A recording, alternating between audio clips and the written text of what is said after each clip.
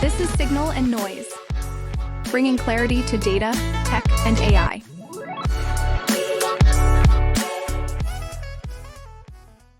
Welcome back to Signal and Noise, everybody. I'm Brett House. I've got my co-host Rio Longacre, and today we're talking about one of the most overused trite phrases in modern marketing and digital advertising. There are many of them. Data. First-party data, maybe even zero-party data if we want to go down that path. But really from a very different angle. We've all gotten to the point, we've all understood the point over the last 15, 20 years in digital advertising for those of us that came from this space, that first-party data has been it's considered to be critically important to brand success in the advertising ecosystem. And the real question, I think, is if it matters so much, why is so little of it actually making its way into media activation? Shockingly little, yes. Shockingly little, according to the thesis of Rob McLaughlin. Did I pronounce it right, or is it McLaughlin? Yeah, perfect. Okay, McLaughlin with an F. Which is one of the theses of your new companies, or I guess not new. You founded it in 2022, right? Audiences, right, yeah. Which for those that don't know is a cloud-native first-party data activation application.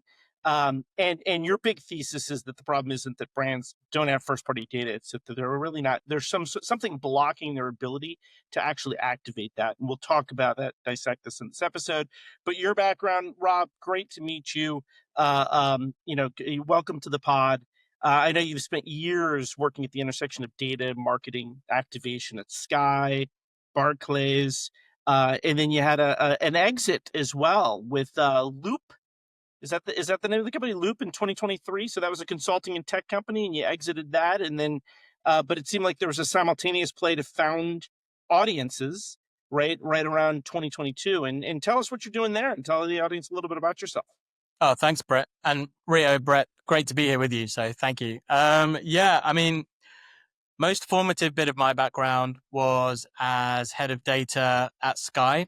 So during the Comcast acquisition, so we were the biggest media company in Europe of its type at that time, and then becoming a global company with this sort of being gobbled up by the North American giant. And it was an amazing time. I was head of data across the buy and the sell side of media, which meant we had this incredible resource which could be purposed for many things. That's common for a lot of organizations, but kind of like the timing was pretty special. So that was around 2016, 2017, and Sky was doing something crazy then, but something which is very normal now, which was migrating all of its data onto cloud. So for them, it was taking everything from its on-premise data centers into Google Cloud. And as I say, very normal now. Very, very, very, very weird. But you're right. Back then, that's when everyone was just starting. People don't realize, the whole cloud, the transition of all these applications, data sets, that didn't really start until 2012 to 2014, very earliest. And I don't think it even accelerated until a couple years after that. You're absolutely right. And I don't make a secret of the fact that when I took the job at Sky, no one told me that this was the plan. And I was very happy to be living in a world of, enterprise data warehouse on premise, like EDW type language, leaning into the likes of the classical SaaS like Adobe and that kind of stuff. And then this happened. I was like, whoa, I don't even know what that is. Got to Google what that is. And it ended up very quickly becoming the most influential sort of force on my career. So the question was, it forced you to get technical and to learn this new domain, right? Well, everyone was learning, right? I mean, it's not like there was a big bench of experts with deep expertise at that point. It was a new thing. Yeah. No, and even more then, I would say, because three worlds existed: on-premise data management, cloud data management, and then this gray area in between of people who built up MarTech, ad tech stacks from third-party tech. I probably sat in that middle of a very happy buyer of lots of tech. Probably also with I came from the old school web analytics, digital analytics background. So, probably, some chops, But yeah, We had Adam Greco on the show a little while yeah, back. long Yeah. time, long time ally, long time fan. Love what Yeah. they're doing over there as well. I mean, yeah, very relevant. You know, we got the team and I got a front row seat to how to use cloud compute and storage inside of a gigantic enterprise to support the buy and the sell side of media. And yeah, we were very lucky. So we built all this stuff on GCP and accelerated the business. So yeah, what we built there was in the UK and Europe was immediately adopted in North America, and we found we were in our thinking and execution 10 or 15 years ahead of a lot of companies because they all had started their cloud transformation, just as Rio said. It became the obvious and de rigueur thing to do. And it's funny you mentioned, I was like, okay, cool. Well, we should go and help other companies make use of AWS, Azure, and GCP, and the emerging Snowflake, Databricks, BigQuery side of the world as well to feed advertising on the buy and the sell side. That feels like something which people want to do and need to do quickly. So we left and started Loop Horizon, which was that consulting business, very relevant to our audience's story because, 10 or 15 projects in, making good money, people would pay us to tell them how to use AWS and Snowflake to pump data into, Google Ads, Meta, the Trade Desk, etc. I was like, you make it new every time and get paid a few £100,000 dollars to do it, but maybe because we're recommending the same framework, maybe this could be great training wheels for a software. I'm guilty. I can only do one thing at a time. So once that you must be ADHD like I am, right? You got to hyper focus. It's something like that. Something like that. Compartmentalize, hyper focus, and pivot. Right? I mean, that's. I'm diagnosed. There you go. How to do it. But once that idea got in my head, it was. I knew that's what I wanted to do. I knew that I wanted to start a pure play software company, and that's what Audiences is. Awesome. Well, that's exactly why, Rob, we wanted to have you on here to have this conversation, because as we know, this is an industry that for the last few years, we've been talking about first-party data. I mean, I've probably been on 15 panels. We've talked about the value of first-party data and first-party signals and blah, blah, blah, right? I mean, it's been a big thing, but I mean, everyone talks about first-party data like it is the strategy. Headline, it's not. But it's incredibly valuable, and it can actually change your outcomes if you use it correctly. I posted this recent case study in which, this is for a CPG company, a seed audience that we use as first-party data, outperformed the platform native targeting by a wide margin in terms of new-to-brand customers, in terms of average order volume, and the things the brand really wanted to focus on in order to grow their business as opposed to business as usual. So to me, that's the whole point. It's a reminder that when you're using it correctly, first-party data signals can be very valuable, more so than platform signals. But if this is true, why aren't more brands using it? I know it's been a big push, but adoption's still pretty low. I remember even as recently as a couple of years ago, looking at, I think it was one of the media clean rooms, only a single-digit percentage of brand advertisers were actually using first-party data for targeting or measurement, right? Which are the most or even basic use cases like suppression. So it's kind of shocking. So it's been cool to see what you're building. We'd love to hear about that and like to understand, okay, like Audiences, your thesis seems to be the model itself how I have to change, right? Keep data in your brand's cloud, move signals instead of data sets, and reduce the privacy and operational friction that many brands are experiencing that has really slowed this whole thing down. So we'd love to unpack what you're doing, why it's important, what's working, what's not, and where do you see things going? So with that, Brett, maybe first question is over to you. Yeah, you've worked in, we talked about it. You worked in a bunch of major brands and pretty complex data environments. You learned early technically how to do this sort of stuff. So what convinced you that now was the time to develop this software, and what is getting in the way of brands activating their first party data? It seems like everybody, it's almost common knowledge that everybody right at this point, to some degree, but you're claiming that that's actually not the case. I mean, what's breaking in this process? Yeah. Well, you guys and Rio, you did a great job there of representing. It is common understanding now that using first-party data in advertising is powerful. And at audiences, we don't feel the need to tell people that very often. Usually they want to do it, and Duh. yeah, they want to do it, whether it's for the buy side or the sell side. But you don't need to convince brands it's important anymore. I think that are we past that, or are they still arguing with you? Why should we do that? No, we're past that. We're past Okay. that, and so there's a strong desire, whether you're an advertiser, to be able to use it for acquisition, growth, cross-sell, upsell, exclusion, etc., or feeding algorithms. And on the sell side, massively, right? If you're a publisher or a data owner, being able to get that your signals to supply, super powerful. Originally, our hypothesis was that it was a deadly cocktail of data privacy, data security, and the difficulty of doing anything regarding data and technology.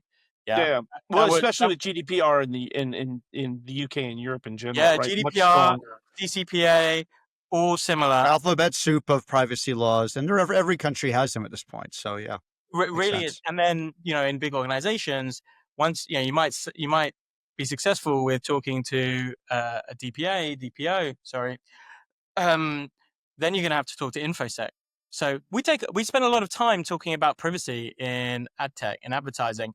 But if you're interfacing with a large enterprise, you have to do that. But then there's information security. Okay, where it's and maybe legal too gets involved, right? I've had that happen. Much, right. In the end, these guys often sit within that part of the organization. So yeah, absolutely. And there are at audiences that the guys in privacy and information security are often our allies, and that's great. But they've had decades of training in saying no. So they say no every day to live. That's what they say by default, right? They say no, and then okay, but here's what you need to do. Here are the boxes you need to check, right? Yeah. And is there a lot of education about the technical elements of this? So for us, there's loads. They become our allies. I'll explain why. But what we thought is against privacy and data security. Okay, there needs to be a solution which doesn't require the enterprise to copy their data and give it to someone else. Yeah. Okay. And what we saw in the background, and we're lucky enough to have that front row seat to the transformation, was enterprises had quietly built up this incredible capability using cloud infrastructure like AWS, Azure, and GCP, using data warehousing like Snowflake, Databricks, and BigQuery. They had built in the background the capability to store, manage, and process this data themselves. Fundamentally, we looked at SaaS and thinking of the live ramps, thinking of the whole CDP space, and we said, they've got some cute apps, but most of that is reselling storage and compute. So what about if we just did the cute app? And that's what audiences is, by the way. And in that journey, as we found out, just doing the what? Did you say that again? The application, creating the application. And then we give the application to run in the enterprise's cloud data, native environment. In their AWS, Azure, GCP, or more recently, really exciting, in their Snowflake, their Databricks. And privacy. Does this eliminate the need for data onboarding, like with LiveRamp? That was one of our theses. It's gone. Yeah, that was one of our theses at Newstar. We were It'd be a pretty big cost too, right? I mean, it's not inexpensive. Yeah, no, exactly. It's a huge cost. It's a huge task. And in our whole thesis at Newstar, we were sort of competing on at least the identity resolution and onboarding side of things. In certain places with LiveRamp, was if you build this native within the environments, like the Snowflakes was our kind of our first prototype. There is no need for data onboarding, because you're doing the data matching and synchronization, unification, all that stuff within that environment, which is protected by the brand. Right? But it's funny. I've probably had a dozen companies over the years tell me, we have a LiveRamp takeout strategy. We're going to eliminate onboarding with some native identity solution. I've had CDPs say it. I've had different. So I have heard that quite a bit. But I guess, Rob, the question I really had here, though, is I remember around 2018, 2019, the concept of data clean rooms. I got really excited about it for very similar reasons. Of, wow, brands should be using first-party data. And the ones I knew, and I found this was wild, I would talk to brands and hear the same things you just described. Oh, well, legal says you can't do it for whatever reasons, but then finding out like these same brands who were saying they protect their first-party data, they adhere to privacy laws, are uploading audiences directly to DSPs, right? Just bypassing this, just pushing it up. Oh, we're just sending it to DV360. I remember being shocked and realizing they're doing this because no one in the organization really knew, right? Yeah. And then the DSP will say, oh, we only do the match. We delete it afterwards. We're only keeping the match data, and it's encrypted. But I don't know. I mean, I wouldn't be giving Google or the Trade Desk or any DSPs my first party data directly if I was a brand. I would do it zero copy. But I mean, is that what you've experienced? And so I think that's where things were a few years ago. But data cleaning was kind of struggled to take off. So I'd love to maybe hear from you. Why do you think that was? And like what force, like what caused that? I think they're taking off a little bit now, but like, where are things now? They're taking off a little bit now. They've all been purchased, right? Or they're right? They've all been purchased before they hit critical mass and adoption. Habu, and bless them, for some. Bless them. Those businesses didn't deliver on the adoption which they promised. Like, these are not big businesses, okay? They're full of great people. I get why you might want to buy them and push them all into WPP. So you've got some people who actually know something about data. That's useful, yeah. But that technology has unfortunately failed to be adopted, failed to take off. Our view, and it's funny you said Newstar and then LiveRamp, but all of this very, very similar. So we had a fork in the road early doors where there was people saying, hey, one of the biggest problems is onboarding. Hey, could you help us onboard data into LiveRamp, into their DMP of choice, whatever it was, into a CDP, whatever. And we're like, really, the value add, if all we were was a data onboarder into somebody else's platform, that's not our mission. Our mission is to get data and then signal into advertising. We'd be stopping short. So we do onboard into those platforms, but what we thought was, and what we found very quickly was, yes, privacy, yes, security, yes, like the difficulty of it, but cost of doing this was escalating more and more, and people were doing very, very reductive things. So they were choosing what small selection of data they might onboard because the cost of onboarding data was so expensive. It's like, wow, okay, so or choosing. So they have this incredible data set, but they're saying, oh, because it's so expensive, we're only going to take a small amount. Instead of saying we would put a lot of it to unlock maybe things we don't know, the unknown unknowns or whatever, right? And in this era of models and algorithms, this is that humans shouldn't be curating and trimming the data, which is then going to be used by the models. We all know that. That can't be the future. And these escalating costs of like, I want to push more data. That's a sorry reality in advertising. And wait for a moment for me to finish this point. Advertising is one of the most unrewarding places to push data to. If you've got data and you want to get value from it, you use that data in direct channels like email and SMS to begin with. Believe me, you get response. Advertising, you don't get response. And the models of the data onboarders, the DMPs, the LiveRamps, the CDPs, they charge very, very similar rates for onboarding into advertising as they do into those direct channels. And we just said, there's got to be a way to change this. And what we found is in the solution where we run our app natively inside of the infrastructure of the client, where it overcomes the privacy and the security, it also just leapfrogged the cost because all of the storage and compute is already happening inside of the client's infrastructure. There's no cost to pass on. Yep. So we've got B2B clients that push tens of thousand records a day because that works for them. And we've got retailers who push 90 to 100 or more million records a day into the buy and the sell side of media.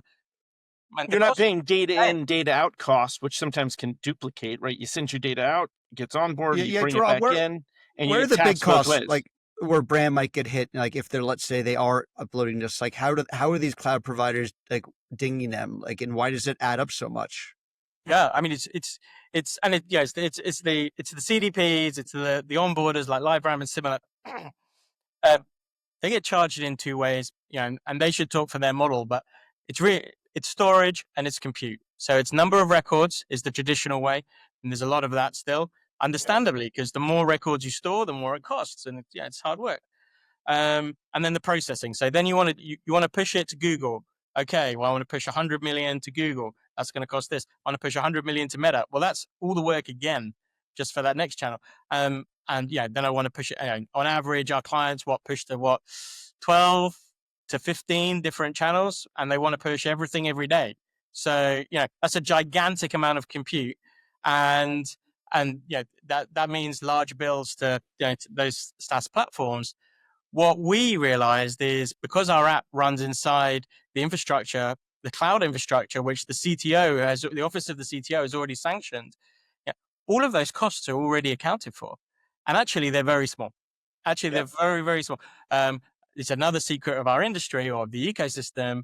The cloud storage and compute that a CPG or a retailer pays is on a much lower rate than the cloud storage and compute that a software company pays. Okay. You go and they can tell that themselves, because if they know that your business is running a software company, they're going to juice you for it. If they think your job is selling fruit and vegetables, you're getting a much better rate. So just a spoiler, but that's why we go with a flat rate. You can onboard billions of records into the ecosystem for the same amount of money, because I don't pay an AWS bill.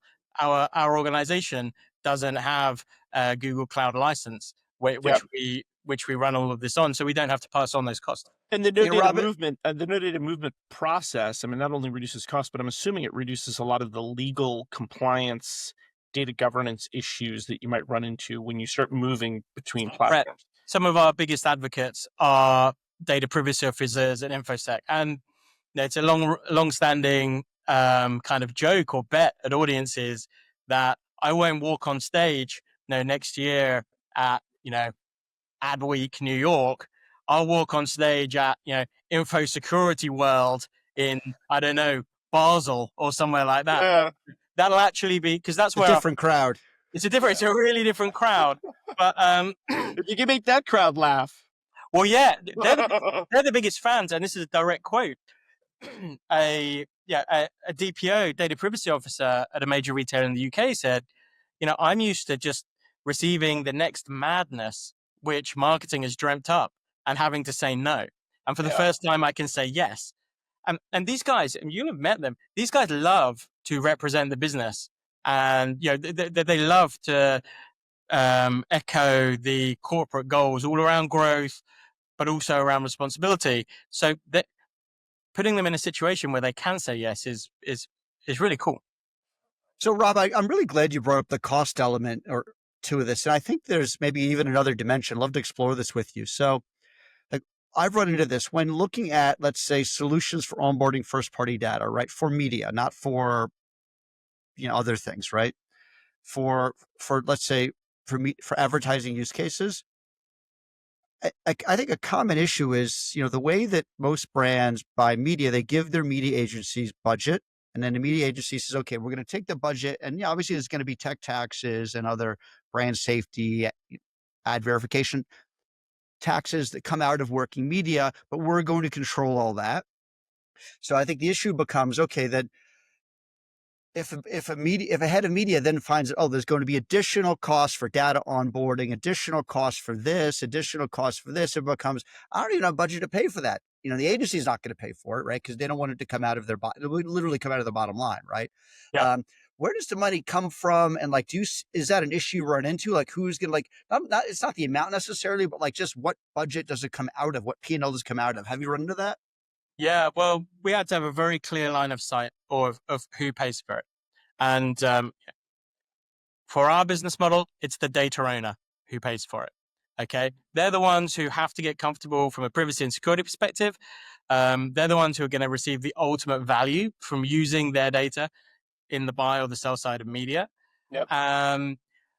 So our teams interface directly with the advertiser or the publisher or the data provider. Okay, and whoever's data it is, they're our client. Media agencies are our best friends, and they're great advocates for what we do. But we never have, and probably within my tenure, never will be paid via an IO. We never come out of the cost of the media. It's not just an additional kind of toll or tax that comes out of working media. It's separate typically, right? Hey, I mean, that was a great phrase coined regarding tax, and we use that all the time. Yeah, we do not believe there should be a tax on activating your own data in media. Yeah, it should be a competitive advantage. This phase we've been through, where you have to pay a toll in order to use the data, which you've already won the trust of your customers, you've already done the legal work, you've already built the infrastructure to house it and process it. This next era, you do not require a third party, and actually third parties are problematic in all of those areas. To hear them, third parties are problematic for privacy, security, and cost. When it comes to and media efficiency, which your point about working media and how much is actually going to middlemen, Yes. during that whole process, that's where you lose value because your dollars aren't going 100%. And for publishers and data owners, it's even more acute, right? They're actually selling the data, so they're not using their data to sell more fruit and vegetables or more sofas or whatever it is. They're just selling the data. This is all, the data is the commodity, so they're hyper margin sensitive, and that's been actually the fastest growing part of our business in the last 12 months has been with publishers and data providers. That's on interesting. both sides of the Atlantic. So I think you made an interesting point there. So I think like the data owner. So I think that if someone in media finds, okay, we don't have budget to handle this, but you're right, it's critically important. So I actually think it elevates it to not just in the media silo, but this is a general marketing issue, right? This should go up to the CMO, and if they don't have the authority to do it, I mean, who's going to, right? So I almost think that it is that critical. But then maybe even going back to your initial point earlier, you had mentioned, was it 3% of brands, or the 3% number? Maybe you can elaborate on that, because I didn't find that shockingly low, having worked in the space a little bit. Love you to maybe explore that a little bit, and again, are you seeing the needle move at all now? Yeah, I mean, look, that's the state of the union, and we can see a lot of good work, both with our teams, our clients, and the rest of the industry, which it's progress is being made at last. But yeah, that I want to know where you got that stat from. Yeah. So we got it, and just for the audience, 3% of media spend is informed by first-party data on the brand side, which is a minuscule percentage if you think about it in the larger scheme of things. So it's absolutely the case, and we heard it direct from the brands, but more importantly, actually, we heard it direct from the people doing the buying. So the guys at WPP, at Dentsu, in Publicis, who account for that huge percentage of all media. And Rob, I heard 2 years ago, about 18 months ago, I heard from one of the retail media networks that only 1% of advertisers were using first-party data in their clean room. This is not long ago. It's going up from then, but it's for retail media, the most obvious place that you would do it, right? So the 3% number of overall spend didn't surprise me. Keep going. I'm sorry. And it's difficult because the truth is, and it's hard to say sometimes, the truth is the media is going to get bought anyway. Like, the data is super powerful, but the game in media and marketing is to get the reach, meet those objectives. No campaign is going to be paused whilst they wait for the data to make its way to a DSP. Like, the campaign goes out the door I'd say almost to the contrary, right? I think that no one wants things to get paused, right? So not only will the campaign not be paused, but anything that creates or adds friction will be potentially not even considered or maybe deprioritized. Is that true? Friction and cost, which you guys represented earlier, and that's where the office of the CMO is super important. Of course, they're the they're the beneficiary of this. But the benefactor of these new models, especially where audience plays, is actually the office of the CTO. Okay, which is great news. And That's a good point. It's the technical application of the data, and they're the sort of masters Yeah. of that domain, right? Hey, it doesn't mean that suddenly CTOs care about advertising. It's okay. They don't. But what they care about is they made gigantic enterprise level strategy decisions to invest in cloud computing. And to date, the office of the CMO has barely been a stakeholder of theirs. Every time a marketing division buys another third-party software where the data needs to be copied and put somewhere else, the CTO has to make an exception to their enterprise infrastructure. Yep. And that kills them. What's happening? And that can be in the dozens of platforms. I think the average CMO has about 50 to 60 different point solutions that they leverage, which it's not all copying data necessarily, but still there's a lot of discussion and research around the cost of all of those solutions. I don't think that's obviously important, but breaking the strategy, breaking the enterprise strategy, as marketers or people in marketing, we have a tendency to think that marketing is extremely important. In large organizations, the CMO is often not a real C. Isn't actually. It's sad. It's really a C-suite position. Many orgs have even eliminated it. They have like a VP marketing now, but even ones that have customer officer, even some that have it, it's become less important or less powerful. Yeah, and I tell you what, they're not in the suite. They're not in the meetings. Contrary to that, the CTO always is. Yeah. Okay. The CTO always is. And that's because real technology decisions, infrastructure decisions impact risk and growth. And actually, I'd have to drop this point. The game changer is when you act as infrastructure. Very unsexy word. Yep. But when you act as infrastructure for data activation, you get treated seriously. Yeah. Okay? Yeah, because you're coming in there and the CTO is coming in there and saying, hey, we're going to make our use of our data is going to be exponentially more efficient, right? We're going to be able to use this to create second-party audiences, to expand our reach beyond our own first-party data set, and we're going to be able to eliminate targeting. a whole bunch of our vendors, to your point around sort of the vendor bloat or the point solution bloat, right? There's an efficiency play, and then I think there's an effectiveness play here that seems to be, like you said, in the hands of the CTO in terms of... Maybe I'm a gigantic multinational publisher. Maybe I'm a massive big box retailer. I want to get, they're so data rich, gigantic amounts of data. And if they have limited to no barrier to getting all that data, say to the supply side, like an index exchange or a trade desk, yep. They can unlock those retail media strategies, et cetera, which they've been after.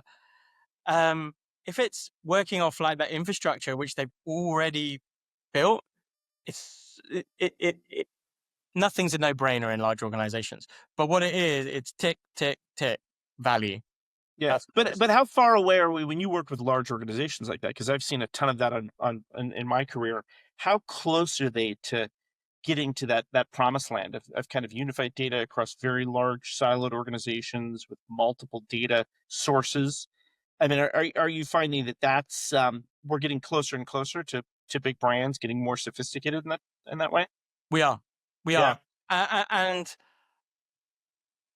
I talk about it from data for advertising, right? So there are other use cases that can be more complicated. Yeah. Honestly, I believe the last 10 years, there's been a lot of distraction.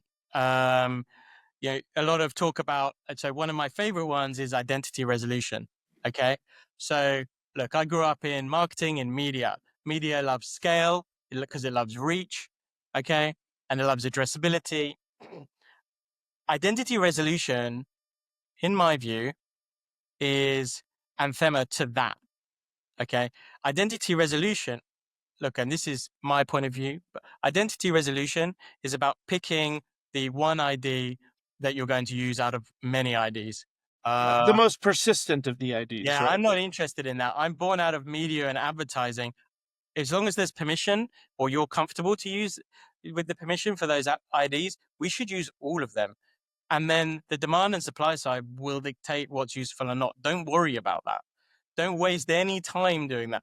Remove as many barriers between your data and the trade as possible, and you'll be rewarded. You'll be rewarded in that.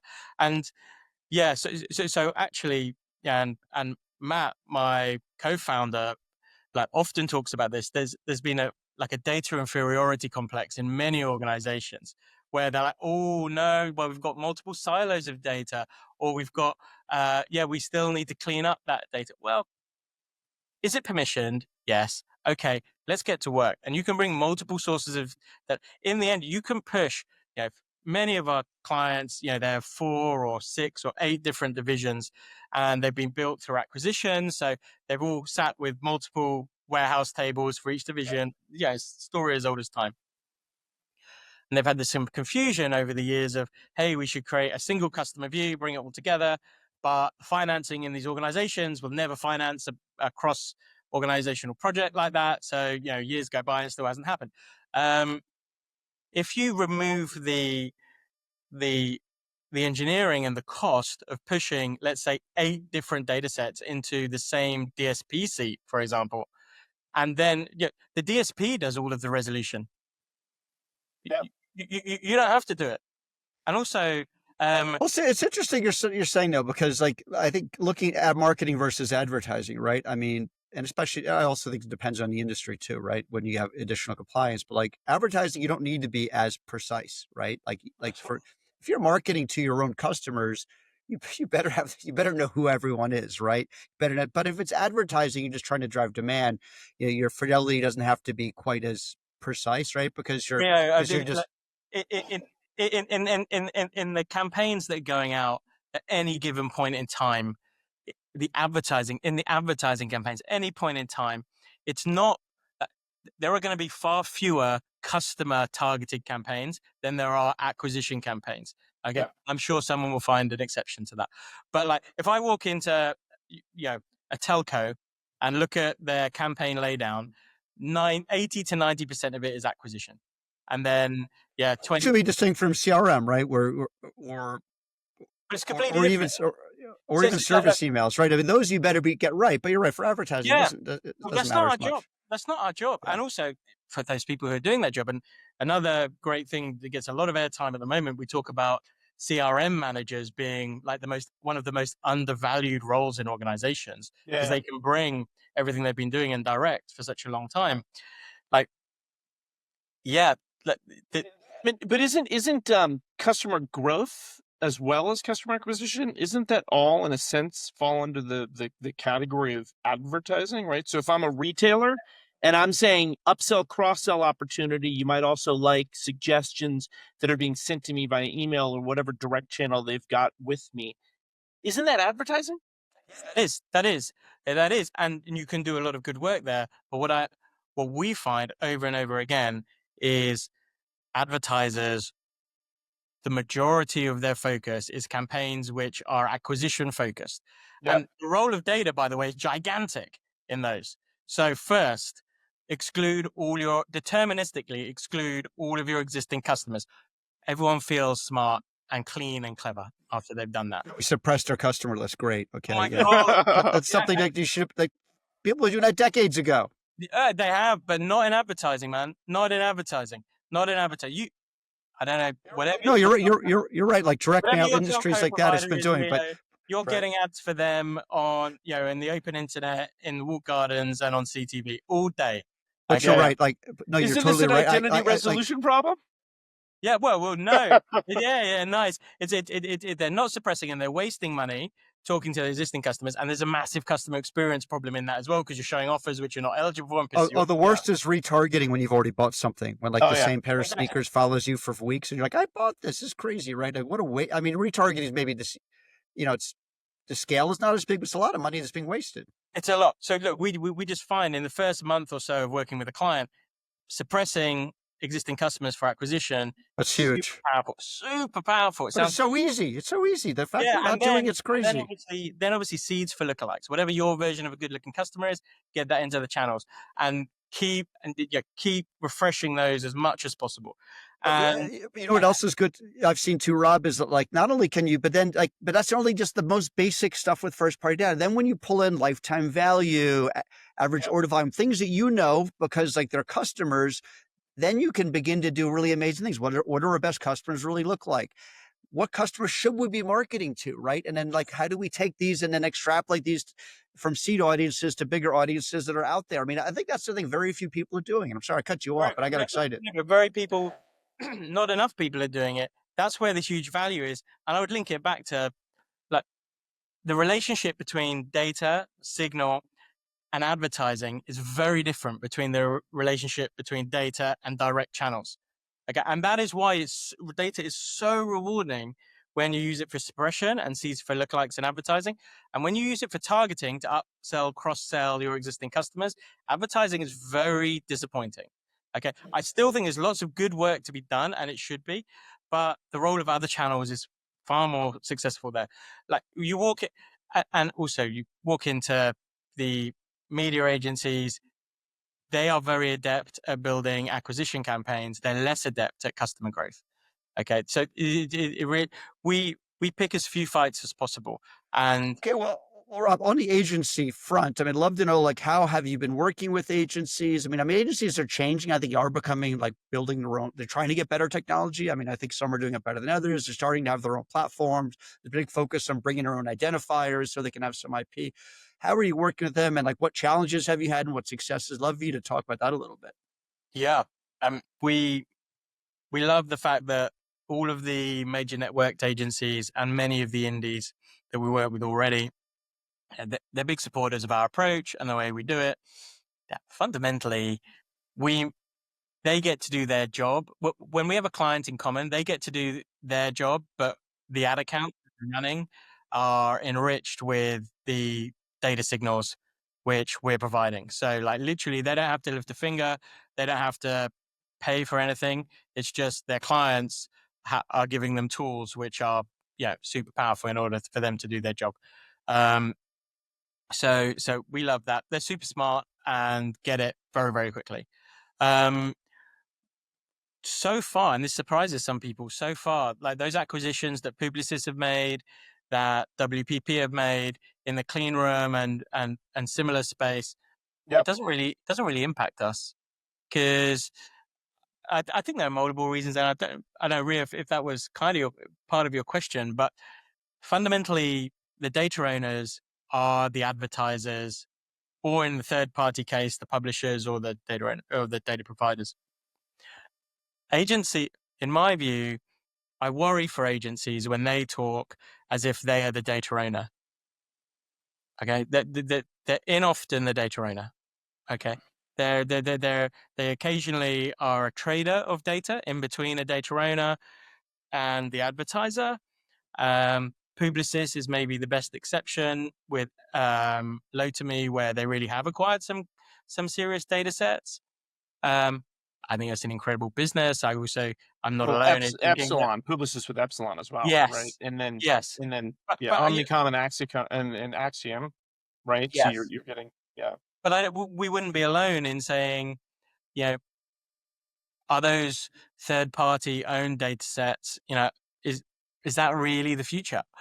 I'm not saying it's not, but I don't think it's the whole of the future. I'm pretty confident that the future contains the data owner, the advertiser being the data owner, and them being able to use their data alongside which I think is inherently more powerful and real. When we talked to George Musey, who will be publishing shortly, he talked a lot about that. Like all of these database kind of identity resolution providers, the Epsilons, the Axioms, the New Stars, they all came from the same kind of core database marketing fabric from 25 years ago, right? So there's not a ton of differentiation arguably within their data themselves, and I think that sort of supports your thesis that really the data owner has the power in terms of the quality, the depth, the consistency, the real-time nature. Yeah, they know their customers. There's no doubt first-party data is going to be is going to be And much Rob, better, let me ask you this: is that, relevant to the brand. oh, totally. And you mentioned clean rooms, Rio, and Rob, I'd like to hear your perspective on this. Is that,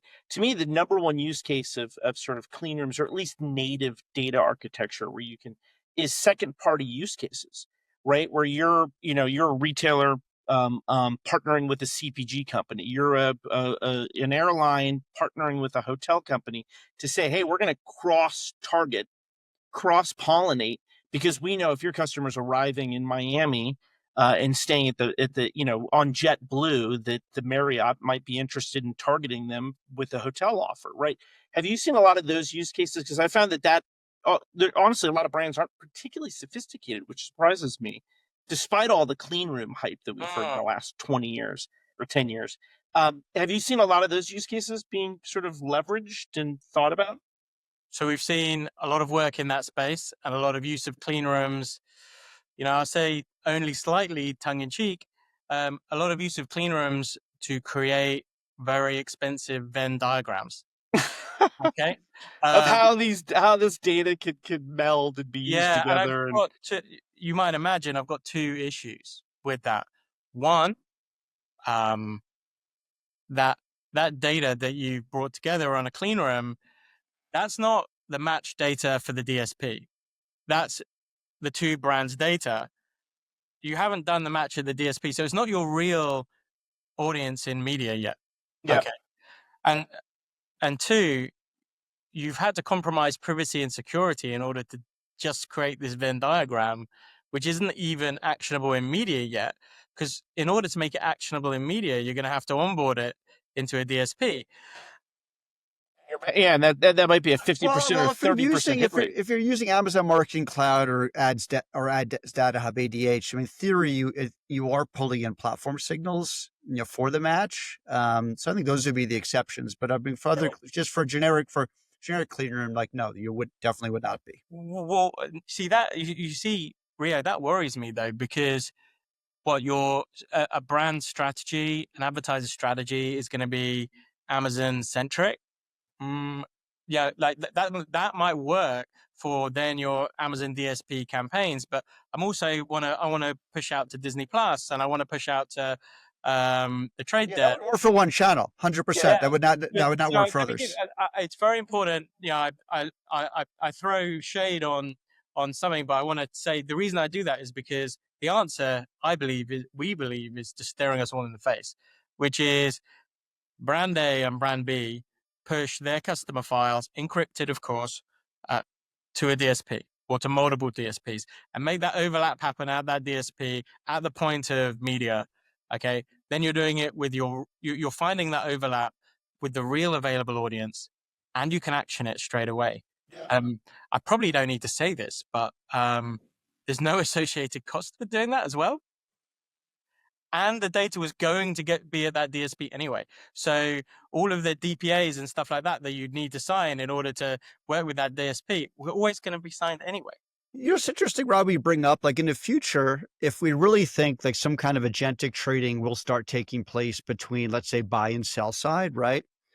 I mean, in theory, like, Brett, you remember the conversation with Dr. Fu the other day? He was basically saying he thinks the future is direct buys on the advertising, the buying portals for the different publishers. So in theory, a solution like yours, Rob, it could just be sit in the middle, right? And you're allowing like a encrypted push from brand over to the advertising portals for these publishers. You're doing the match directly there. In theory, that could happen, right? And I think that it really can. And the commercial, the unlock that we see is we've removed the cost of data transportation. Yeah. Because you make it easy. So instead of having to build integrations with 15 different, 15, 20 different, let's say, places you could buy CTV inventory, like, your platform can make that very easy. I think that is kind of interesting. I mean, we make it easy, but it's also, you do more of it, it doesn't cost you more. Like we have a retailer who onboards probably into 30 different DSPs every day. Yeah, there's some of it's Delta, of course. But for the purpose of my point, I'll act as if it's the whole file. Yeah, they're pushing like 12 million records to 15 different DSPs every day. Like that's, and they could double that. They could, it's Right. where Costs won't scale as they increase their volume. You're saying, okay. That's the amazing. When you remove the incremental cost of signal delivery, then you can put that signal everywhere, and that's where especially an agentic approach, can really pay off, because agents can go and seek value of using that data everywhere. It does. You're not saying, hey, without having it, like somebody internally having to manage that complexity. yeah, and making a judgment call. Go, we can afford this quarter. We can afford to push it to the trade desk and to Meta, but that's it. And then you miss out on the whole of the rest of the ecosystem. Yeah, well, and Dr. Fu kind of made a good point that there's so much consolidation that there really are a handful, maybe 10, you can count them on two hands, places that you really need to push your data Yeah, to. I think you said 10, 15 max. Yeah. Yeah, because you're already, with those platforms in mind, the walled gardens, whatever you want to call them, the retail media networks, you're hitting 95% of your addressable audience anyways. So what do you need all of these extension plays? And the further you extend out, the kind of less trustworthy the inventory gets. Right. I got worried a couple of weeks ago, talking to one of the companies that runs one of the biggest, a lot of the big retail media networks here in the UK, at least. And they were talking to me about, they've got 5 or 6 big retailers, supermarkets on their books. And they were saying, yeah, so once we're planning to bring this data together, and then we want to extend it. And I was like, in the UK, if you've got 5 of the biggest supermarkets and you've got that data set is going to include everyone in the UK. You're going to extend to, right? Yeah. That doesn't and the answer in that is because of the associated cost or perceived associated cost of bringing all that data. They weren't planning to bring all of the data together. Yeah. So they were trimming it and trimming it and trimming it. And it's like, well, this is this valuable asset, and that's the power. When you remove the cost, the incremental cost per line of data, then the industry can get to work, the ecosystem can get to work, and it's only going to be accelerated. And arguably it's real reach versus this sort of expansion play where you're reaching people that may not even exist. It may be inventory that's just completely fraudulent. That's kind of Dr. Fu's point, right? Like first party data ensures that this is real reach, and if you go publisher direct or platform direct, the likelihood of hitting your audience increases. Right. I think we find that the people who are obsessed with audience extension, reach extension, synthetic audience data, they're the people without the data. Yeah. And I get that. I get that. But we work in service anyway. We work in service of the data owner. And very often that's been first party, but it's very important for me to say we've seen an explosion in data providers and publishers, people like Experian and others. If you're a publisher, your core business is publishing. You're not a data business. As much as they might have tried to say that, you're not. You're a publisher, okay? And that's hard work to do publishing and to create content. Getting value from their data sets, that's they're not looking to add massive costs, and actually it's stopped them from being able to do. Data providers, they've stopped, and you'll see it, they've stopped describing themselves as data and technology companies. They don't say that anymore. They used to. 10 years ago, you talk to Experian or a TransUnion, they go, hey, yeah, we're a data technology company. They don't anymore, because they found that they are brilliant data companies, and they must rely on other people. And sadly, tactical relationships, often with the likes of LiveRamp and others, in order to get snippets of their data on an advertiser by advertiser basis into media. What we are very, very happy to be doing for them on both sides of the Atlantic is being able to say, hey, you can onboard your gigantic valuable data sets into media, in their entirety. And it doesn't have to destroy the margin of your data business.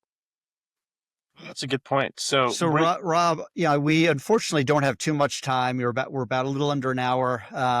But we'd love to maybe hear from you, like how, if anyone wants to get a hold of you, wants to find out about your business, how would they do that? I mean, what's the best way? Thank you. Well, yeah, we're very we're, we're very excited to be servicing clients both in North America and in Europe. Our headquarters are here in London. So yeah, always happy to have people over. But yeah, you should get in touch with myself or the rest of our team here. Go to weareaudiences.com and see for yourselves. We've got some great vertical leads who've really like perfected understanding how, if you're a publisher, if you're an advertiser, a retailer, or a data provider, how can you, with as little disruption as possible, be able to enable signal delivery and unlock those revenue streams, which as an industry we've been waiting for so long. So maybe before we go, we could do some quick hits. I think we had a couple of minutes left. What do you say? Sure. Well, is Rob good with that, right? Yeah, go for it. So how about the first one? Biggest myth about first party data? That people don't have it, or they don't have enough of it. That advertisers don't have enough of it. Yeah. So it's a myth. It's wrong. Yeah, it's more about utilization, effective utilization of that versus not having access. it. Yeah. Access. Yeah. What's the most overhyped part of the data stack or tool in the data stack? CDP. It's irrelevant, completely irrelevant. And I include composable in that. Completely irrelevant. In an era of cloud and data warehousing, we worship at the feet of Snowflake, Databricks, and BigQuery. That's where the action is. That's where the data is. Nothing else is relevant. Nothing is relevant. You put anything in between it, composable or otherwise, you're bringing cost, you're bringing complexity. Don't do it. Okay? Well said. Yeah, very well said.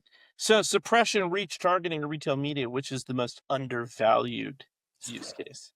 Suppression? Yeah, suppression. We talked about it, right? It's massive. Yeah. What kills activation faster? Legal, legacy processes, tech stack, etc. Cost. Yeah. Cost. So on that topic, I mean, I think we could probably end with this: is what is one thing, and we've talked about it within this podcast, is that brands spend too much money on right now. Yeah, third-party technology. They need to turn around. If you're a marketer, you need to turn around and say, hey, what cloud infrastructure? I know it's boring and it doesn't sound very marketing, but what cloud infrastructure?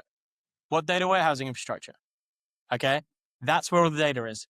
Your dreams will come true when you lean into that. Yep. Oh, Rob, this is great. I think we obviously could have kept talking. It's a topic we're all three passionate about. I love your enthusiasm here. Maybe we could do a part two. I mean, I think it's a cool topic area. So thanks for joining. And thanks everybody for listening. A second, and thank you very much. Yeah, thanks for joining, Rob, and thanks everybody for listening that's made it this far through the podcast. You can reach us at www.signalandnoise.ai and subscribe and share Signal and Noise on Apple Podcasts, Spotify, and YouTube. And thanks, and see you next time.